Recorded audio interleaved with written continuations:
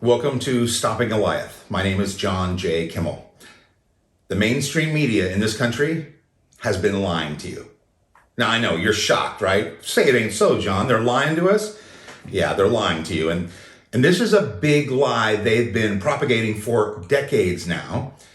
And the lie is kind of twofold. The first part is, there really isn't any persecutions of Christians around the world. And the second part of the lie is that Christians themselves are actually persecuting others, and both sides of the lie are exactly that. They are an absolute lie.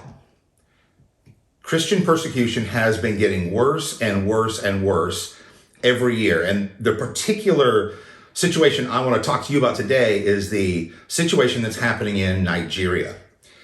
You may not realize it, but southern Nigeria is split between Muslims and Christians, but northern Nigeria is 95% Muslim and about 5% Christian. And some horrific things have been happening to Nigerians in that part of their country.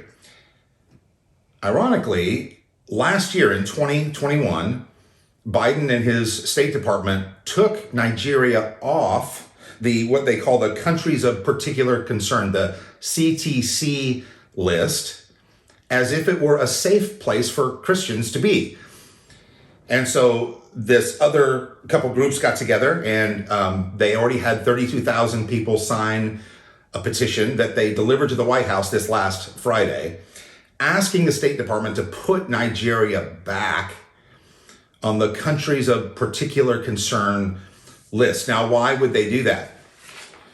Well, let me ask you a question. Why would our government take a country that had 4,650 Christians that same year in 2021 martyred for their faith off the list?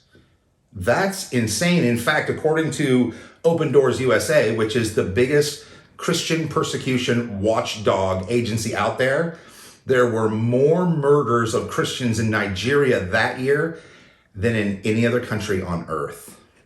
And yet somehow they're off the list. And see, when you're off the list, the government is free to do things with you. They're free to send aid. They're free to negotiate trade, things like that. And Nigeria is one of the most powerful economies in Africa. But in the meantime, Christian farmers, I'm talking about people that have nothing. These are poor, destitute farmers just trying to survive, are being attacked in mass by Muslims, and they're slaughtering Christians literally by the thousands a year. In fact, right now, the average is 14 Christians are murdered every single day in Nigeria for their faith. And about 8 more are abducted, never to be seen again.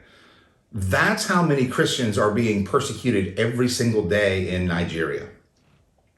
I actually reached out to a colleague of mine, Dr. Ben Voth, about this, and I said, hey, this seems to me like we're approaching genocide kind of levels, because Dr. Voth is an expert in genocide. And basically what he says is, maybe we're not there yet, but we're on our way there, because we're talking about a loss of life of approximately 1% to 2% of the population every year. But he also said that's the reason he went to Africa, because he is afraid that's where this is going, that the intention of the Muslims in northern Nigeria is to wipe out the Christians in the northern part of the country. And unfortunately, 2022 is looking worse. It looks like the numbers will be even higher than they were in 2021, which is absolutely, positively unacceptable. We can't allow Christians just to be murdered in mass and simply do nothing about it. And if you're like most people right now, you're thinking, how come I haven't heard about this? Why don't I know? Well, that's the greatest crime your media is committing against you. You see, they're completely silent on this issue. There are Christians being martyred all over the globe, and they're not reporting any of it. How do you get away with 5,000 murders a year and not make the news once. It's absolutely intolerable. I went to the U.S. State Department website because I was trying to figure out why. Why are they protecting the government of Nigeria? Why is no pressure being put on them? Well, it's interesting. According to the U.S. State Department's own website, the Nigerian government is actively engaged in defeating terrorism like Boko Haram and ISIS. But that's the same group of folks who are killing Christians right inside their own country. Are they really trying to defeat Boko Haram if they're allowing Boko Haram to kill Christians by the thousands? It doesn't make any sense at all. And according to that same website, what's actually happening, according to our government, the reason these deaths are happening doesn't have anything to do with religion. It's not because they're Christians. According to our State Department, it's because there's a conflict over scarcity of resources as a result of climate change.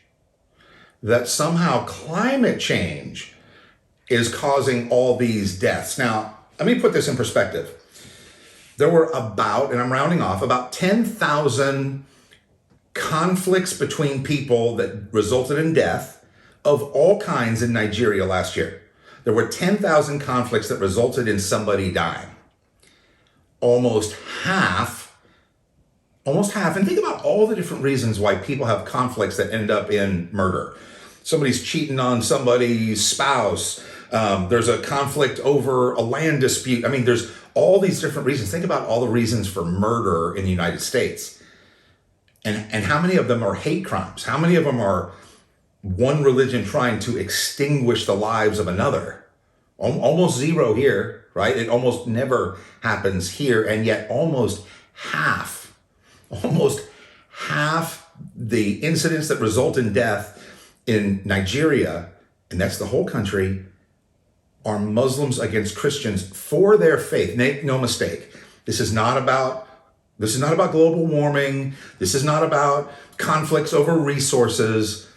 This is about Muslims killing Christians and getting away with it. And our government, by not responding, is essentially condoning it. That's the terrifying part. If you don't stand up and say, wait, you need to stop, and there's a mechanism in place. There's actually a formal mechanism in place in our government that we're supposed to have them on this list so that we don't trade with them, so that we don't send resources to them while they're killing other human beings. Our government has chosen to let Nigeria completely off the hook and let them do whatever they want. So what can we do about it? What now? Well, the first thing is please pray for the persecuted church in Nigeria. Those folks cannot stand up for themselves. They're literally trying to fight off Muslims with AK-47s, with pitchforks and sticks, literally. I mean, it's a horrible situation. Please pray for them.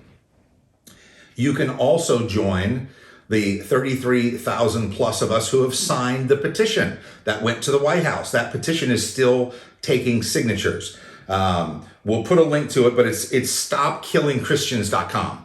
Really easy to remember, stopkillingchristians.com. Now, are they going to send you some emails afterwards? Absolutely. If you don't want them, just unsubscribe, but sign the petition and tell the government this is not okay.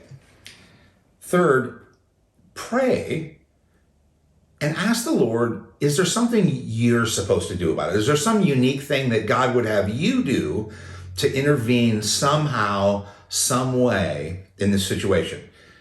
If God has something unique for you to do, you'll want to know what that is.